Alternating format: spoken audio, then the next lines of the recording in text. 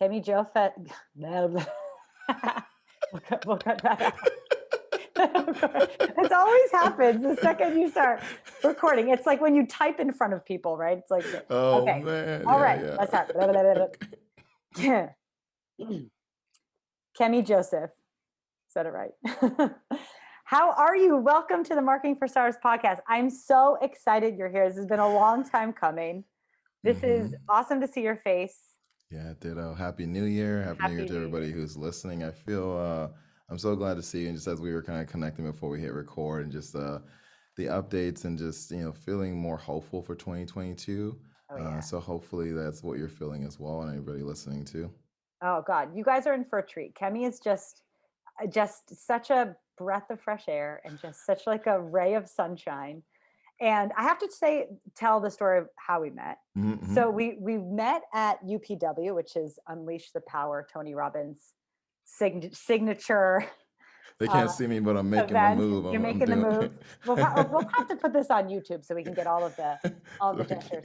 But I'll never forget because I saw you kind of like, and the event is so, you like make friends in the hall. People are kind of, this is like pre-COVID, right? Like a month before yeah. COVID. Oh, Everyone's yeah. like kissing each other and hugging in the halls and high-fiving and making your hmm move. And I remember meeting you like, I don't know, like Think waiting about like for a water drink. fountains or Yeah, something like that. whatever. Yeah. And you had this like sequence um Gold blazer jacket. on. Yeah, Yeah. yeah. And like it was such a good vibe. We like came instant friends and we like exchanged phone numbers. But then I don't know if I ever told you this, but I'm like, of course I had like nosebleed seats, but I see you like on the ground, like on the what is it, like right in front of the stage, and I'm like, that guy, I know him. It's the gold blazer guy. Got to the front. How the hell did you get to the stage? Did you get super VIP tickets or did moving, you? moving and shaking, moving and shaking. That's all I can say for now. Just will say moving and shaking. But I kept intending to, for me as I go to these events, continue to be like, "Okay, how do I get to the bottom? Like really seeing myself there. So as opportunities came up, I just said yes. And so just Yeah, moving, we'll leave it at moving and it shaking right now. worked. So I think, It worked. but yeah, just the instant connection piece and the, for anybody who is following along in a Tony Robbins journey, just, I think we're talking about, marketing for startups. I think about someone like him as a just kind of anchor that brought us together Yeah. of someone who just provides so much tremendous value that he's impacted my life without ever, like, I don't know if I'll ever meet him. I really hope that I do. Hey, Tony or any of his team, if you're listening to this, like, Yeah. let's, let's make that happen. But this Yeah. idea of this, that's the kind of person I seek to be, that even if I don't meet the person who's listening to this call, that we can make a positive impact on them. And I think I saw a quote that says, "Lead with love, so you can leave with love." And I Mm. was like, "Yeah, that's who I feel like he is. That's who I feel like I want to be." In a way that we can make an impact on people that we may never meet. So thanks again for connecting there, because we actually got to see each Yeah, other, right. you and I, and then giving a chance and multiple iterations for us to impact your audience in a positive way. Absolutely. So I think let's sort of leave on that note because I think you have certainly built your business around that, like leading with love, giving unbelievable value, and I think that is the marketing strategy nowadays, right? And Mm-hmm, mm-hmm, it's not about taking, it's about giving. And mm-hmm. when you do it in an authentic way, right, it comes back. It comes Oh yeah. back. And so and I think that's a really good segue sort of in speaking about diversity and inclusion and everything and all of the work that you do. So why don't we kind of lay the groundwork by first you introducing yourself. Mm-hmm. For those that are listening that like have no idea what it means if when we're talking about diversity and inclusion in the sense of business, right? Yeah, yeah. Oh Because it yeah. could be out there and the acronym is DEI, right? Mm-hmm. If Diversity, people, equity, and right, inclusion. you Yeah. may hear that, and those times sometimes acronyms are thrown out and people just like they should they know but they don't really know. So let's start at the basic point here, and Oh what does it yeah. mean inside of an organization? And I hope that marketing people can relate to, to acronyms, like when you start talking about websites and then start Yeah. talking about start Yeah. talking about strategies and people are like, yeah, yeah, sure, sure, I totally get what that means. Right. And Yeah, I then, know. Already. so let's see, we start from the very beginning. So I born and raised here in Miami, Florida, and it's been interesting. The diversity, equity, inclusion conversation has been impacting me since even before I knew it. And both my parents are Haitian immigrants, so I'm first generation here in Miami, here in the US. And What's interesting is I experience exclusion, discrimination, straight up hostility from a bunch of different groups, right? It wasn't just like what people kind of say now, the classic white and black. It was also from a lot of people who look just like me. So I'm black, my skin color is brown here. So I found that it was more so of a culture conversation, right? Mm, So there were some people, so there were like groups, if I'm Haitian American, there were maybe Black Americans or Jamaican Americans or whatever groups that we didn't get along. Sometimes we didn't get along in school. So there was times where I had to hide who I was. I remember the decisions that my siblings and I made to not tell people that we were Haitian because we didn't want to get picked on or bullied. And so there's very much this hiding, that it wasn't just hiding from, like, for example, white people, it was also hiding from people who look exactly like me. mm, And so for me, having that experience at an early age and thinking that this conversation around diversity, equity, inclusion is less about skin color, more about the culture that we are living and permeating with all of our choices and the words that we're using and the ways we are treating people or mistreating people, it kind of gave me a bigger lens for this conversation. And for those who are diving into it here, it the way it translated for me as a business owner, I've been an entrepreneur since I was about 13, like selling candy in school and always like thinking about supply and demand and like, okay. And kids, like we had like the donuts that we would be able to sell in school, but we had like very small candy bars. I was like, I can yeah. do better than this. So like I saw a problem. Like, how do I solve this problem? And that's carried me through most of the time. I've been an entrepreneur for about the last 15 years. And so this business with Fear's Advantage also came out of seeing a huge problem that we're experiencing in our country and our world. And it's the problem around diversity, equity, inclusion, and more so how we're having the conversation, how we're moving it forward in business. And after the murder of George Floyd, I remember the day after, we're sitting right here in this office and we came to a Zoom call with my team, and we were preparing to launch a great like series of virtual videos to help people go online, something that we were really excited about. But that moment talking to our teams the day after his murder, it was like, I can't think of anything else that I could be doing with my time. Mm, Yes, we could be helping people go online and have virtual engagement. That sounds fun and exciting, but it was like, no, I've been running away from this conversation. It's been impacting me since I was a kid, but I've been running away from saying, hey, I need to address it head on. And part of it is because of what a lot of people are experiencing, that they're experiencing the tension, the shame and blame, the polarization that is typically associated with diversity, equity, inclusion conversations. And our firm is literally built on reclaiming, reframing that conversation and saying diversity is the connection of differences within, and there's a lot of different quadrants of differences. Equity is the fairness that we are giving people, and inclusion is kind of a result of that people feel like they can actually be their authentic selves. So that the murder of George Floyd was such a catalyst for me to say I can no longer hide from this conversation, or just do it in at times that it feels convenient. That we had to make a full focus on how do we bring value to this conversation, shift the tide, and make sure that more people can see themselves involved in it and part of the change. mm. That's actually, I never heard that part of your story, because I think, was it, were you scared to shift? Were you nervous about sort of taking it? Because when we actually, it's funny because I was thinking the other day, because I've been doing a lot of Zoom things, and I was like, oh, Kemi had like a Zoom program, and I really wanted that, right? But of course, it's like you shifted because of the George Floyd incident. But what, and that being a tipping point, right? Of like, I that you found purpose in that. But were you scared of making that change, or were you nervous to sort of start speaking up and sort of positioning yourself as a person to because you absorb actually quite a lot in the work that you do as well.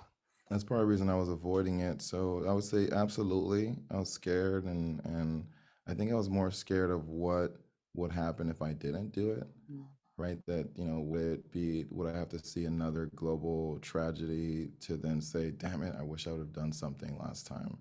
And for me, it was a lot of soul searching, because I too was conditioned, like many people, to think that, oh, if there's a police shooting of a black man, that there was something that person was doing wrong. There's something how they're involved in some criminal activity.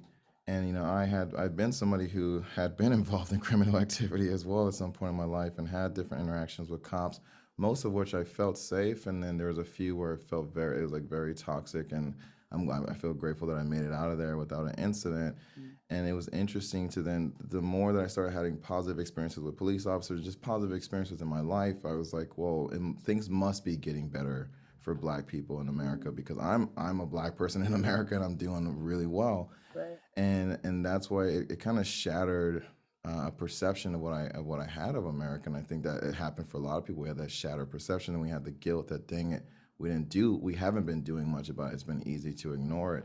So I just felt actually more afraid of what would happen if I didn't. And actually, part of my 10-year plan was launching Fear's Advantage in this way. Anyhow, it's just that COVID kind of interrupted Right. that, right? Right. So I don't And know if anybody else had a 10-year plan yeah. starting in 2020, but Yeah. when things change, and so Yeah. that it shifted my plans drastically. So we put some of that on the back burner, because for a lot of people, they weren't talking about diversity, equity, inclusion as we were all scrambling to go online. So we left that in the back burner, and it just essentially just accelerated what I knew I needed to be doing. It just was like, we can't wait for the perfect time or for perfect conditions. We just have to go for it now. Mm. And in some ways, it was a perfect storm, because we've been growing very quickly as people see that we are trying to bring a more positive perspective, or a more positive perspective about possibilities. Right? I'm not going to Mm. sugarcoat what people are experiencing. I think we can micro and validate people if we try to get them to think positive about their struggles or about the pain. It's not that. I want to take that pain and turn it into more positive power, something that will help us shift the tides for good, versus let more of the anger continue to fuel the fires that are keeping us separate. Mm.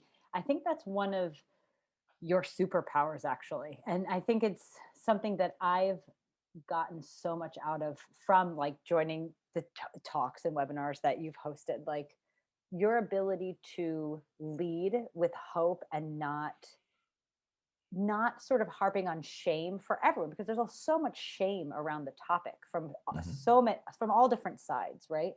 And I think that the frameworks that you put together, and actually maybe we can link, I don't know if you have any some tastes that I can Oh link yeah, in the we'll show say. notes, but the Definitely. frameworks that you have, like, for me, feels like such kind of a relief, because it's been the first time that I've seen like some kind of real strategy that's tangible, that feels like, okay, me, like Victoria in my life, can use this framework with my friends and family, or Hmm. in the businesses that I do. It doesn't have to just be big organizations that have huge HR departments. And so that kind of segues a little bit into like, what role do you think, right? Because when we think about DEI programs, right? We think Hmm. of HR departments and we think of big businesses. Like, I know a good girlfriend of mine works for Pepsi, and they have an incredible like program and Hmm. support system, right?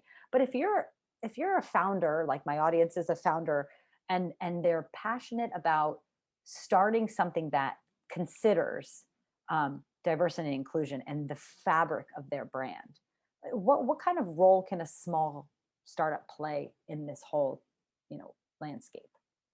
Yeah, I appreciate that question, especially that you talk about the overwhelm. That's part of the reason I stayed out of it. For I mean, I've worked with Nobel Peace Prize winners, right? So they're taking it on like a global scale, and I'm like, this is epic. Yeah. And then even having the inspiration, I'm like, wow. I keep thinking about what do I do as tangible change for myself as the individual. So I think one of the first things you saw with us was helping people figure out where they have influence and impact. And I love working with founders because they have a team that they're building around them, generally to build around them, and providing financial support and stability for a group of folks to help fulfill their dreams. This is amazing to say that we as founders, we as innovators are striking out to do something that's already difficult. And then when we add like being a minority founder, or being a founder from a marginalized background or a difficult background, it's exponentially harder to do the work that you're striving to do. So one thing that we became very clear on is, if we parse out the diversity, equity, inclusion conversation, can do it a little bit separate from social justice, because we'll put social justice as a part of equity pathways that are some outside of business, right? 'Cause I think a lot Mhm. of people said, "Oh, this is social justice, has nothing to do with business." There's some ways we agree with people, and there's other ways we're saying there is a portion of this that has to do with business. Especially, I mean, if your business is in the legal system. That's Right, right, absolutely right. So it right. depends on the business that you're doing. But I would say that one portion of this is what's called career equity. So it's making sure that when we hire someone, when we are starting an organization as a founder, we have to provide what's called career equity, which is making sure that we reduce the barriers of employment for people to be a part of our team. And once they become part of our team, we can make sure they can work safely in our organization. They can ideally thrive in our organization. That means we too, as the founders, can go on this journey where we too can thrive. Because I mean, a lot of founders. This is why that you've been saying diversity and inclusion. I would invite you to think about equity, like because diversity and inclusion has been around for about 60 years. We've been talking about it. And a lot of it's been like, hey, don't say anything. If you don't, you don't know what to say, don't say anything. And then the Me Too movement, it Mm, was like, wait, why haven't people been talking about this? Well, we've been telling people for years, if you don't have anything nice to say, don't say anything. Now, mm, with Black Lives Matters coming out, it was like, well, if you don't say anything, that silence is violence. So we have to keep in mind that we went from diversity and inclusion for about 60 years, and then about the last 20 years been diversity, equity, and inclusion. So it's relatively new to most people. mm. And that equity piece is huge because that speaks about the fairness portion. And the reason I say this in relation to founders, a lot of founders, or at least the ones that we've met, have left other businesses or other entities because they felt like there was a misalignment. They didn't get a chance to grow. They had better ideas and it didn't feel like they were being treated fairly. So they are going to start their own business now to say, hey, I want to do it my way. I'm going to really create something that's different. I want to operate differently than I was as an employee. But what's interesting is some of those founders have not experienced the fairness that they are now going to then have to pass on to the rest of their team. Yeah. And some founders will even say that life is unfair. I had to grind to get here. So all my team is like, well, if we look at equity, that E, if we believe that life is unfair, the world is unfair, are we then going to contribute to more unfairness? Or are we going to say, hey, we're going to do something different in our team? We know the world outside is unfair. We're going to do our absolute best to be as fair as possible within our team. Let our culture become a buffer to the difficulties out in the world and say, when we hire you, we'll take care of you while you're here. And that might even that means that we have to think a little bit differently as founders. So I think fundamental piece is for founders to really grapple with what does diversity, equity, inclusion mean to them, so they can come up with their own approach to DEI. Because every person, it absolutely can be different. For your company, it's your company. Do it in a way that makes sense for you, and make sure then you can get the alignment, because when things are out of alignment, we feel like founders are out of integrity, and that creates much more problems. If we're trying to connect this to marketing here. If you marketed a product to a client and then they got the product and it was out of alignment with what you said it was, then Mm, they're going to say it's out of, you're out of integrity, you're a liar. Like, then the bad reviews, then you basically lose the client and potentially lose other business. Same thing for employees. We as founders are marketing our culture and our company when we hire people, and then if they get into our team and realize there's a misalignment that's not true, then they'll see the lack of integrity, they'll see the lies, they will then turn around and can even blast us on social media or other platforms, right? So I think that's, to me, where the conversation around messaging and positioning that we talk about in marketing is very aligned with messaging and positioning ourselves as founders in this DEI mhm. conversation as well.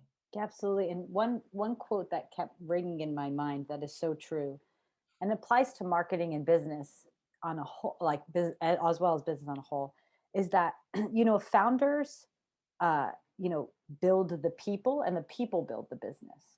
And Hmm. this is so so important. I think that in any leadership position, whether you're a founder or you're running a really small team, like you are a leader. And as a Hmm. leader, you have a level of responsibility to make sure that you're getting the most. I mean, you want to get the most out of the people and your team that you're working with. And in order to Hmm. do that, first it's like, okay, make sure that you're maximizing their productivity so that they feel safe to be who they really are, to express themselves, their creativity, and that they feel connected to you and to their other team members. Um, Hmm. but also, I think that what would you say? Because I think this might be a question for people. A lot of times when we're building teams, it comes a lot through our own network. Hmm. And what Hmm. happens if our network isn't very diverse, right? Because Yeah. a lot of founders, people that I've worked with that shall go unnamed don't want to sometimes make the effort because it's like, okay, well, now I have to be here, there, or everywhere to make sure that I'm getting the most, and at some point I say on one side, it's like, well, let's make an effort to change the system means we need to do things differently. But you have any tips for, how maybe we can go outside our small nucleus to find great people, you Yeah, I know? love that portion that you first talked about that, founders build the people and people build the business. I think the other part of equity, by the way, is this the kind of the return on our investment. Like most founders, and especially when seeking venture capitalist funding, people are talking about ROI, right? If you're building a team that's based on fairness, then your employees will receive an ROI, and it's that inclusion portion. It's the fact that they can have the higher productivity. It's the fact that they can see themselves growing with your company. So like you build the people who build the business. I just love that connection Mm, to the idea of equity. And then when you're just mentioning this portion of changing the journey or changing how we reach out to people, first, I will say it's important to know where you are as a founder, right? We established this DEI maturity model. I know we're not. This is just an audio piece, but I'll say there's 5 stages of initiating, aligning, progressing, building, and scaling. So mm, you're in one of these 5 areas as you're going through this DEI journey, right? Initiating, aligning, progressing, building, or scaling. And for most of us who are in the startup phase, especially if you're like 1 or 2 people and you're just starting to build your team, you most likely are in the initiating phase around DEI as well, especially because you are starting to think about how does this impact your team. I'll tell you, it starts with as soon as you start doing business, you have to be thinking about DEI because it even impacts how you determine your ideal client, right? mm. Because if some people are determining their ideal client and don't really realize the biases that we're putting in place, and creating barriers where some people can't even access our product, even they will be Oh, that's good. fantastic customers. Like Yeah. sometimes I will be I'll call people. We're always looking for partnerships and new products to enhance what we can offer. And some salespeople will talk down to me. I'm like, I'm trying to give you money, right? I don't Right. understand what the problem is Yeah. here. Yeah. And I mean, I can understand what the problem. My assumption becomes that the problem is that they think that I'm unqualified based on just my skin color. I'm like, wow, you're about to miss a Mm, good sale and a mm, network that I'm trying to put you in. But mm, that comes that sometimes that we don't even realize how that's showing up in how we treat our customers, right? So then yeah. we can even infuse diversity, equity, inclusion to how we are determining our ideal client and reaching out to make sure that if we look at inclusion as another form of like audience engagement, are we including people to where they can feel like they can engage with us, or are we excluding them just in even how we use gender pronouns and things of that nature that lets them see that they don't belong in our company just by the words that we're talking through. Mm, So when we get to the recruiting portion of this, it's interesting that if you're in that initiating phase, you're just starting, please make sure that you are, as you're reaching out and hiring, you might be tapping into the pool of your friends and family, right? Just like even when we start a business, or some of our first customers are our friends and family. Like it's understandable, right? Please don't see shame in that. The portion of kind of shifting it, that's where you're talking about like building the systems. That's where you have to get in alignment, right? Because then if people can't see that there's a problem, then they're not going to do anything different. mm. And even if you're just recruiting from your pool of friends, there is a diversity. It might not be like visual diversity, right? So, hey, I've went to, like, for example, I went to a private school here, University of Miami, go Canes, right? I went to a private school. Yeah. My network as I was like kind of starting my career path was mostly white. So I had to kind of have a similar conversation with myself, like, okay, wow, this is interesting. So how do I broaden who I know is already in my network and start to reach out to more and more people versus the people who might be a phone call away? It's like some people I have to think a little bit more intentionally, like how do I broaden my base because there, am I building the relationships of trust and safety for them to want to even work with me, whether it's to being a client or to being our team or being a contractor. So I think there's a layer of this where your network might be more diverse and you're thinking, especially if you broaden your perspective of diversity.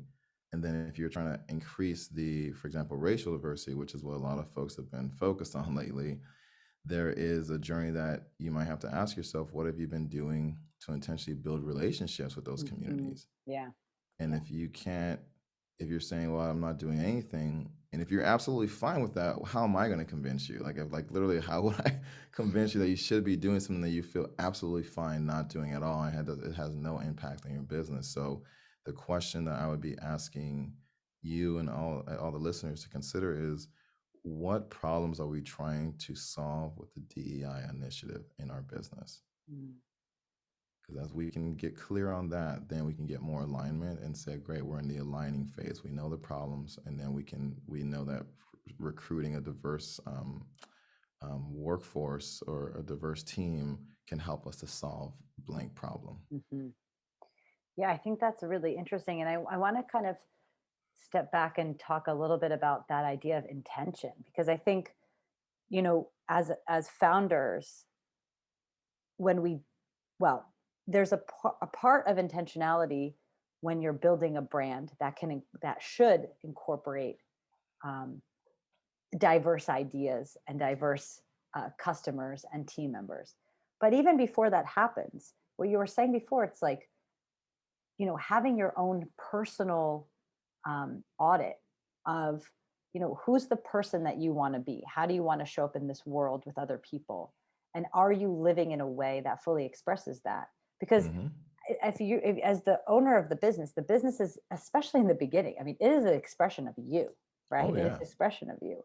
And so if you find, personally, that that's something that you look around and you say, all my friends kind of look the same and kind of do the same things. And we know the power of the influence that our network has, right? And in what ways can our minds expand and our creativity expand by having more ideas and opinions in our inner circle.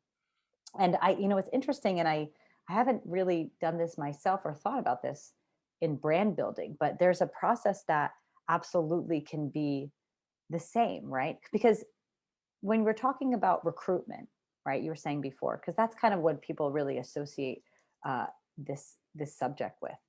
But Which is like it's a small piece of the puzzle, right? They're wanting to solve the problem of lack of diversity in their team with recruitment, and it's like, wait a minute, if we back to the intention conversation, if this hasn't been a focus up until now, what's to say your team is ready?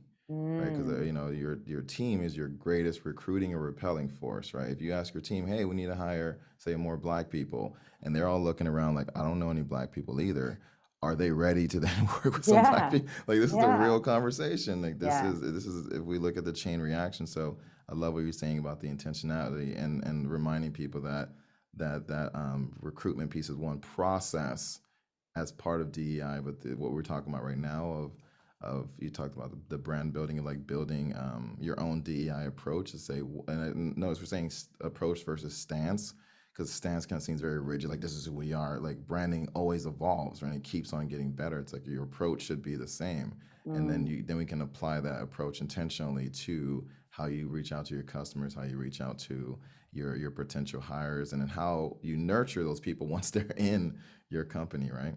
yeah. Well, let's go like one layer deeper, because I think Mm-hmm. from a marketing perspective, or even from a management perspective, there is an idea of, diversifying the team that's going to solve the problem of getting the perspective. I think this is kind of like, I see a lot of my friends. I've heard this comment before of my friends of color, my friends that are gay, that it's like, okay, I'm now supposed to be the representative of the gay, Mm-hmm. everyone that's gay or everyone that's black or all of the Asians, and that Mm-hmm. having that person on the team. And I think that I know from my personal conversations that that's a very uncomfortable space to be. And I think It's it's like a sometimes tokenizing in a different way. Yeah, yeah. right. And Oh yeah. management, I don't think understands that. And I think in a lot of ways, maybe the intention is good, because it's like, okay, like we have this diversification in the team. And because that person's here, we're able to speak to that, right? To that segment. But is there a way to approach kind of the marketing and selling, right, in a more authentic way? Hmm. Yeah, I love how you mentioned that, if they're trying to solve the problem of lack of perspective, there are other ways to do that, right? So this is why as we Right. keep getting closer and closer, what problem are you trying to solve in this DEI role? I think that's important for the founders because and people are probably thinking about some examples. Um, I would even say before we kind of take a step of recruiting, because this is also going to answer the sales and marketing conversation. Generally, when people come to us and they ask about recruiting, I'm like, great, let's talk about your current composition of your team. And then I ask questions about how well is your current team being taken care of? Like, do they feel like they're safe? And does it would everybody say that they're thriving in your current team, right? The people you've already hired. And usually when we do a brief assessment and we measure levels of safety, that's not the case, especially when we start to then shift it by demographics. And we generally see that women feel less safe in the workplace. And this is interesting. And we measure safety physically, emotionally, psychologically, and intellectually. Mm. So we're kind of looking at four dimensions of safety that you need to have an innovative team, that you need to really have sales and marketing that can reach a wide range, a diverse range of people. And that's right when we start to do just those little assessments, then they start to see there's clear problems that they're trying to solve now. Right, so Mm. they're trying to make sure they can close the safety gap, make sure they can increase the pathway of thriving, the access to opportunities inside their organization, the ability for people to grow and see where they get the clarity to do their jobs well. Those are some problems that people start solving with DEI when they can realize that they're having issues with DEI. If they're trying to solve a perception issue and says, oh, some of our customers or some of our potential prospects, like we've had companies tell us that they've lost out on bids because people don't see visual diversity on their website and things. If that's the only reason you're trying to solve a problem, you're going to most likely create other problems, right? Your Right, point, right, like right. again, these are things that we're trying to be like, let's be real. The soul searching, let's get clear what problem we're actually trying to solve. Because if you're trying to solve a visual diversity issue, then there might be an inclusion issue underneath there. There might be an equity issue underneath there that won't allow somebody who looks different to actually thrive inside your team. So that's what we start. If you say let's get deeper, that's Yeah. how our methodology works. And if we apply that into the sales and marketing to reach a broader audience, it's one looking at who's in front of that audience, right? Who's the Mhm. person, and or am I just putting a black salesperson in front of, this region of people because I believe that that's going to be the best, or are we actually trying to build trust in these communities and they see us, like you said before, the providing the value and showing up and connecting even before we make an ask, right? Those are that type of of sales and a value-based sales is very equivalent to like service leadership. Like are we there to provide and help people before we ask them for what we need from them? Yeah. And some people are trying to do it the opposite way. Those are not our ideal clients, Yeah. and those folks keep getting into the same issues over and over again because they're doing more performative versus purposeful diversity, equity, inclusion. Yeah. One thing that I think about a lot when it comes to marketing, especially, right? Design, right? Let's look at website and social feeds and what the visuals are, right? I Mm-hmm. think something that has, I believe, just gained a lot of traction, mainstream traction, is the idea of representation, right? Like in movies, in TV shows, in photographs, right? Um, is there, but on the opposite of that, you can have um, an organization that just, puts a bunch of models or a bunch of face forward, right? Mm-hmm. And obviously that can cause some problems. But what do you think for, a marketing or someone that wants to think about their marketing, right? Their team is not very, maybe they have a small team, right? How could they begin to think about creating visuals in a program that's authentic, that feels, um, that's kind of like built with a strong foundation to be able to be authentically speaking across different cultural cultures and I don't Mm-hmm. know. I don't know if this is kind of a No, big this is a ambiguous big question. question, It's a huge one because right? you were saying a little bit earlier about the authenticity. How do we do it authentically? Because I think there's ways that people. I will say that in general, we were finding that back to what we started talking about at the beginning, that part of the DEI conversation is that people are not really celebrating when companies are doing it well. Like if things Mm, happen well, we don't really say, "Oh, that company did a great job of yeah, authentically promoting yeah, blankety blank blank." It's yeah, like it's it's so sad for me because I wish we would do that more as consumers, as founders, or whatever it is that we celebrate more of those achievements, so that way people can feel like, okay, great, that's what that's what we're supposed to do. We know what we're not supposed to do. We don't really know what we should be doing or like what's acceptable. We don't get enough of that appreciation. So what's interesting is that you're talking about the marketing piece. Let's be real, that so much of marketing is visual. Like most of Mm, us, the visuals outweigh the written word or what we can even hear auditorily. So it's important that this is when we're talking about like visual diversity. What can we visually see on the screen as we are impacted by someone's messaging? So I think it goes back to this conversation of, one, are we being authentic in how we're actually connecting with those folks, or are we just choosing like stock images, right? So people can tell when you're just choosing stock right. images, That was what and I they're was and again, thinking, right? they're It's like, appropriate. Like again, like there's people who are like, wait, can't use stock images? If you're just starting out, understand people are going to use that. The goal is, yes, this some of what we told people when we were back to the recruiting conversation. I think the same thing applies to this. Is that we said, hey, if your team is not visually diverse, it's better that you just say what you know is true. Say, so if you're recruiting people, say something like, you may not see yourself represented on our site currently. Just know that we are mm, working to expand the diversity of our team, and we welcome you in here as an applicant. So that way people know, like, you're calling it what it is, oh, and that's you're working beautiful. towards going Yeah, I love somewhere. that. Yeah. And so in the sales and marketing, if you are really trying to diversify your visuals, do you have a diverse client base? Mm, And if you do you have the trust to say, hey, we would love to authentically represent our clients in our marketing moving forward, and we would love to invite y'all to, submit blah blah blah, like maybe it's testimonials, or submit photos of you with the products. Cause we'd love to say that this is the people who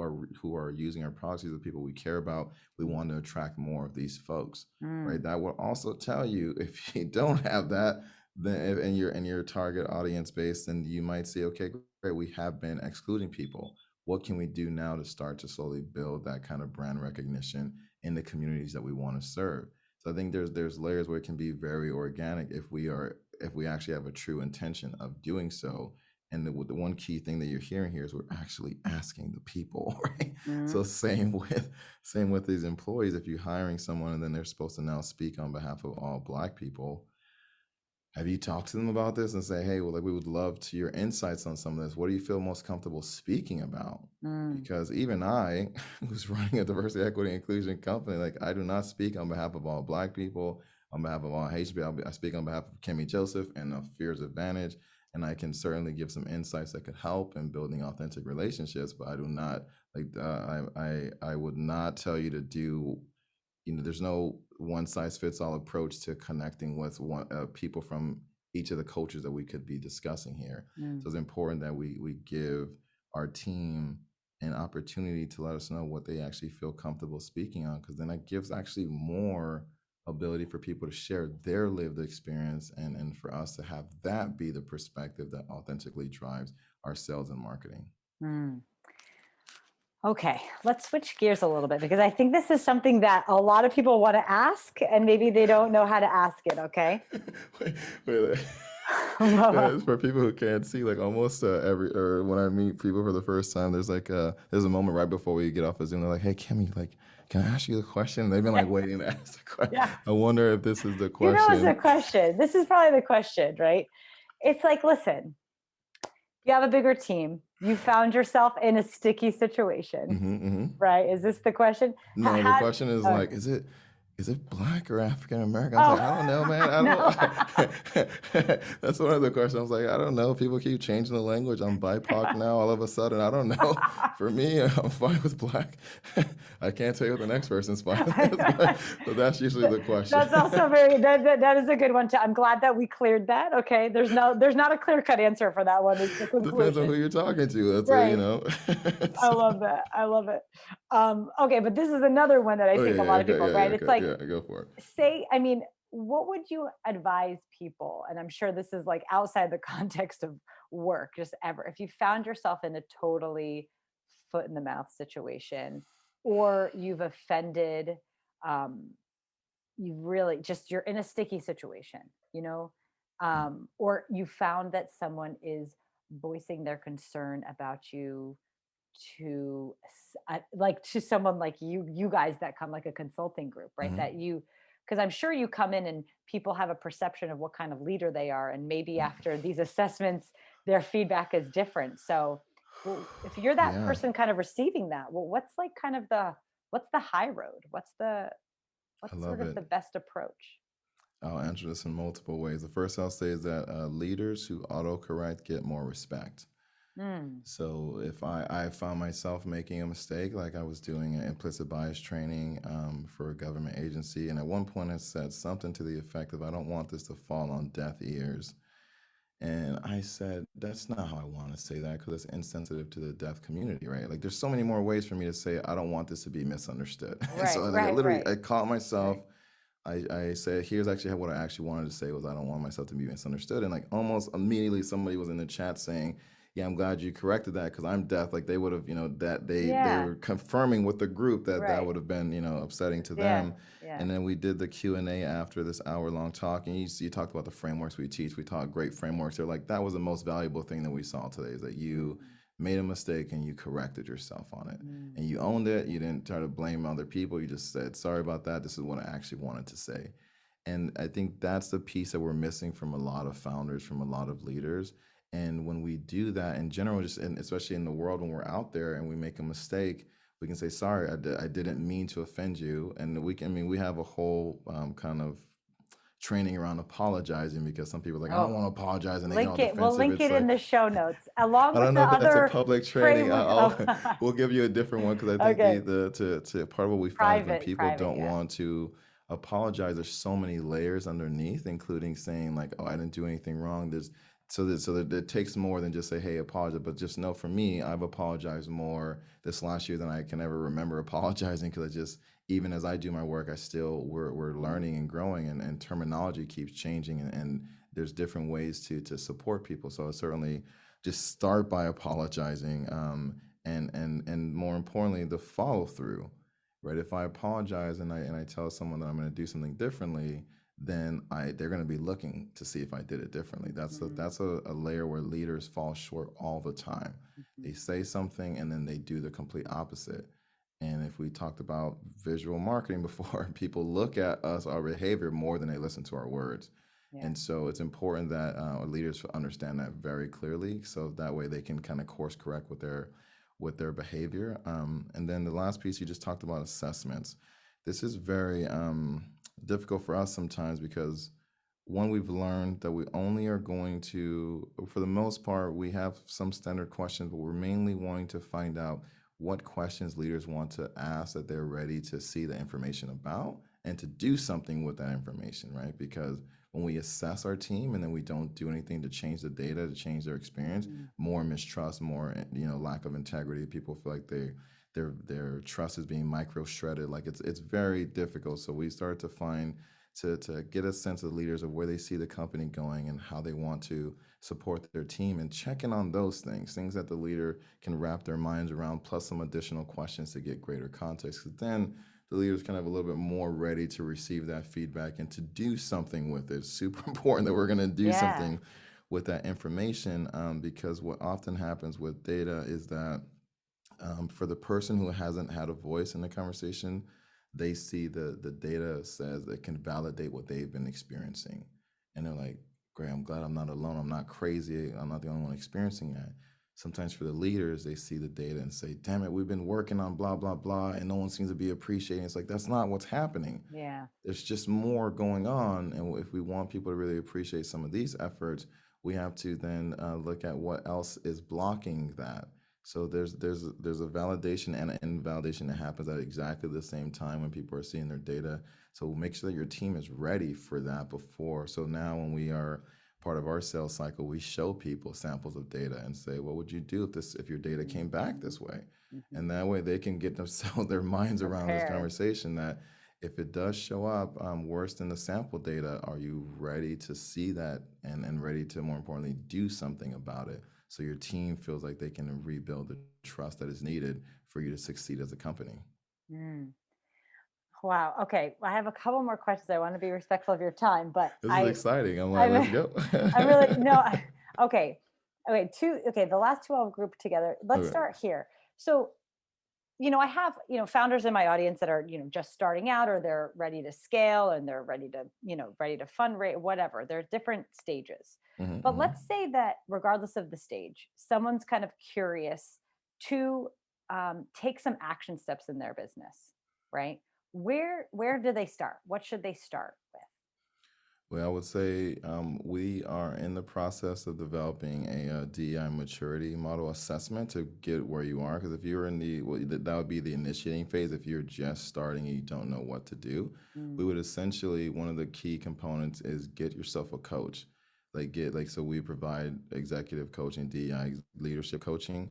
And the reason I say that is because some of these conversations are so nuanced and difficult, and then those will apply these contexts into the business world, into the startup world. On top of that, you can get a lot of information, even misinformation. Do you have a thought partner that you can mm. talk to and say, hey, this is what I'm struggling with, including questions like, is it black or African? Like those, we have clients who ask those, and we were laughing about it earlier because I just get that so much. But, Yeah, yeah, yeah, but the idea yeah, that where else do you have a place to ask those questions and yeah. then be able to apply it in your business world?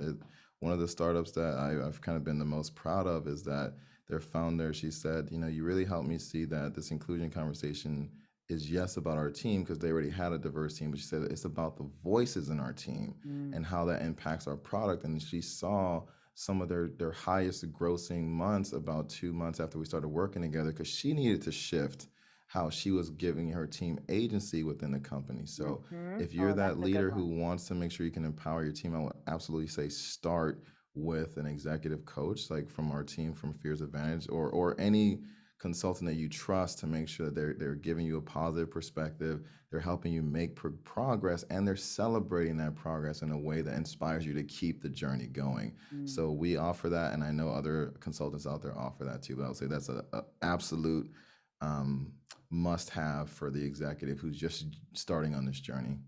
I think, and I feel so happy that this has become normalized to have this position, right? Hmm. On teams, for people to have coaches, and to people, and of all size companies. And I think that that really starts, because you have to have that safe space, right? And Yeah, I it's, mean, and go ahead. Sorry. no, go ahead. But that's something that I think I've learned a lot from you, is just, that there is not these black and white, right and wrong answers to everything. That things Hmm. are really nuanced, and actually that's okay. That we Yes. don't have to be so scared, right? That we're all humans, and we all just are trying our best on all sides, from all different cultures and all different beliefs and all of that, right? And that To get fairness along. piece is that, like, the fairness piece is that if dealing with racism was your job, what type of like onboarding, training, support, what would you actually need to get that done? And Right. we know none of us were like kind of prepared for that in a lot of ways, and then we were kind of thrust into dealing with it from being kids and so on. But the I love that the culture of coaching is also being more accepted in companies because that allows us to really give people the support they need from right where they are. And if you have an executive team, like drop-in coaching is really helpful. So people, I think to force a coach on someone, they're like, "Ah, I don't want to need this coach." But like when they come to one of our sessions and they solve a key problem, like there's been conversations that I've helped uh, executives reframe that. Man, if they went in with draft one, it Yeah. would have been a Yeah. problem. So Yeah. it's like, okay, Yeah. cool. You're going in with draft number two. Awesome. Thanks for the opportunity to Already support better. you. Yeah, Yeah. it's already better. It's gonna be more. And they come back and say thank you. Like this is what I actually was trying to say. I'm Hmm. like, that's the point. Well, just like I said earlier, like if we can course correct, if we auto correct, then it's much easier for us to come in more clear headed when we get a place that we can let off the steam. And we found that a lot of visionary founders also process out loud. It's like, don't process out loud in team Yeah. meetings when you're Yeah. talking about this stuff. Yeah. Please, just like, Yeah. hey, I'll come back to you. I'm going to talk to my coach and we'll Yeah. circle, That please. is, Like, oh, that is a key. That is a key. And I think that, sometimes in startup culture, like, because everyone's grinding and it's just yep, the nature of it all, I think sometimes founders overstep boundaries a lot by thinking like, well, they're all, you're in it, like you're in it with me, and this is kind of a family. And yeah, it is in some respects, but yep, there is, and we have to remember that sort of those boundaries as well with people and their feelings. Okay, I have two more questions because I Well, really want to ask you. on the last piece, so Yeah, yeah. if we're gonna create it like that, then are we giving people neutral opportunities to give us feedback? Right, that's the Mm, piece we don't have in family dynamics, right? Like yeah, I yeah. can't give my No, mom not at all. feedback. It's No. not so it's like no. Well, like in our workplace, we have neutral feedback loops. So like great, Tori and I we're working, like we're really close, like we're right here together. We should have opportunities where it's okay for you to give me feedback and like I can that we can grow from that. And it's just like there's planned opportunities. So it's, even if things are going perfectly, we can still give feedback on how we can improve. That's a piece that's missing. If founders, if you want that tight knit, and like some people say we practice full transparency, great. Just please have like anchor times where feedback is a part of your process so your team can really give you that, and then you can be growing alongside them without it feeling like they just caught you off guard or you got caught in a bad moment when you were trying your best, right? Make sure the feedback is part of that process as well. Yeah, absolutely. Okay. So a couple minutes. This is really like a personal curiosity question Hmm. about you and your company that I've been following for all these years, which is so Hmm. great. But I want to dig into your mission. So Hmm. your Hmm. mission for Fears Advantage is to help 5 million organizations by 2030 to create environments where everyone can feel safe and thrive. So Hmm. what is this? What is your business? What does this look like for you on a large scale? Like what's this big vision for this? Hmm. Well, then some people might be asking why the number 5 million. We'll start there. It's just that and there's over 200 million businesses in the world, and so Okay. the idea that if we look at the innovation adoption curve, we're focusing on the 2.5%, which are the Yeah. early adopters. So that's how we got to 5 million. So we're saying if DEI is 20 years old, right? There's a lot of confusion. It's a really the early adopters who are going to grab onto this and Yeah. then really be the catapult for other people to be like, oh, we can succeed doing this. Our companies Yeah. can thrive doing this. Our Yeah. teams can thrive doing this. So we're hyper focused on the early adopters, which is why if you're still very confused by this, like we may not be the right fit because Yeah. we're focused on people who are ready to go and ready to do something that is different and exciting. And so what that looks like is that can be essentially like the first vanguard to tip the scale and say, oh, here's how we did it and let other businesses model. Because if we really want to shift the paradigm, we have to think about how success looks like in our world. And we have Mm, been very much building companies that are grind mode. Like success is like executives do a 4 hour work week and everybody else do 40, 60, 70 hour yeah. work weeks to get. So that's the context we're operating in. And founders, we get excited to do things differently. Are we willing to play the game differently until we can then change the game itself and make sure that the way that we operate is truly in alignment with who of making sure that every person who comes in our team has the ability to work safely and thrive. So that's what it looks like to have those 5 million I organizations love it. operating like that and being the kind of kicking off the next wave. And I'm just excited to build it because I can see it, right? So that's the visionary part now. It's Yeah. implementing and kind of Yeah. getting in the weeds with people to untangle ourselves so that way we can get to the future that we know is possible.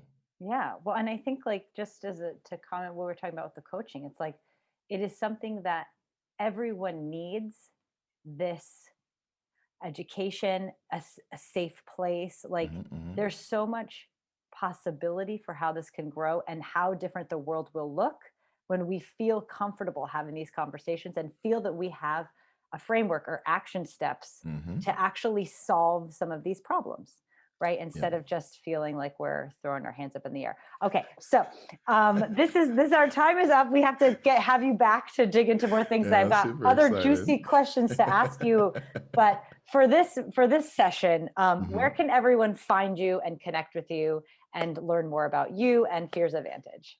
Yeah, we always about giving relevant resources. So we actually the course that you mentioned that I was launching that was helping people go on Zoom and virtually engage audiences called the 5-star virtual engagement plan.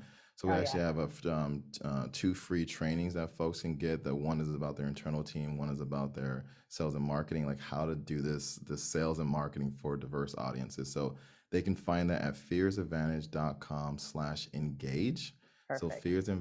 fearsadvantage.com/engage. And I think they're gonna really, if they, they can't see me right now. So you get a chance to come and have fun with me. You get a chance to look at Yeah. applying this to more sales and marketing and really making sure that people feel included in your sales journey, so that way when they make the purchase, they feel like they're making exactly the right decision.